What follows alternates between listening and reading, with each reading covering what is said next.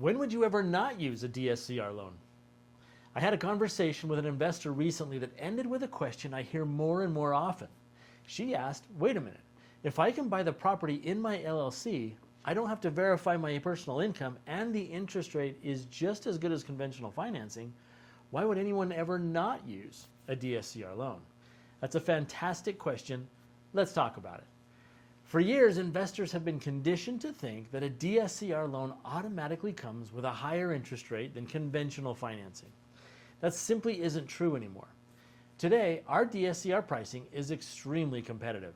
In many cases, the interest rate is right in line with conventional investment financing, even before applying any seller incentives.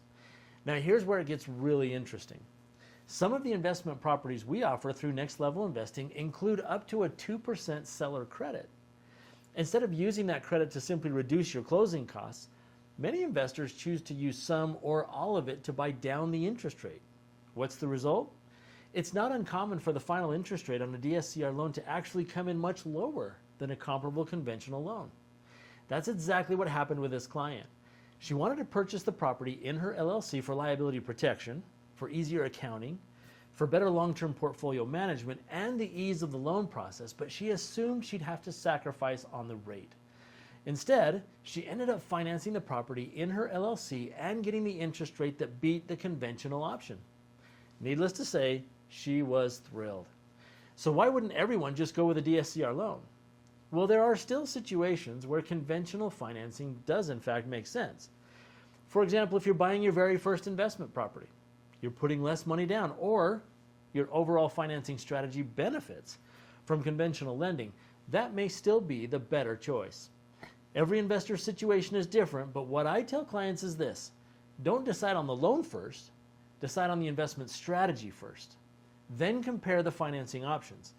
Too many investors assume conventional financing is automatically cheaper, or they assume DSCR is automatically more expensive. But neither assumption is true. Our job is to run both scenarios, compare the numbers side by side, and recommend the option that gives you the best overall outcome.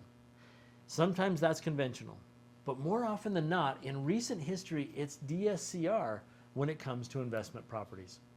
If you're buying your next investment property, especially one through Next Level Investing, don't assume you already know which financing is best.